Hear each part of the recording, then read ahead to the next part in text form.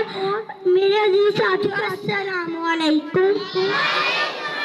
آج مجھے جس موضوع پر شیئر کرنے کا موقع ملا ہے اس کا عنوان استاد کا احترام۔ دنیا میں انسان کے بہت سارے رشتے ہیں، ان میں سے ایک بہترین رشتہ استاد کا بھی ہے۔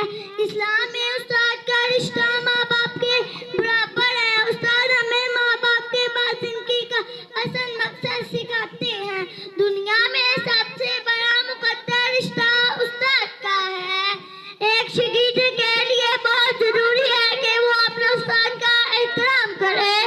استاد وہ پھول ہے جو اپنی خوشبو سے معاشرے میں علم، امن اور دوستی کا پیغام دیتا ہے۔ استاد اپنے شاگرد کی روحانی تربیت بھی کرتا ہے۔ انسان اچھے استاد کے بغیر کبھی بھی اپنی منزل حاصل نہیں کر سکتا۔ اللہ تعالیٰ استاد کا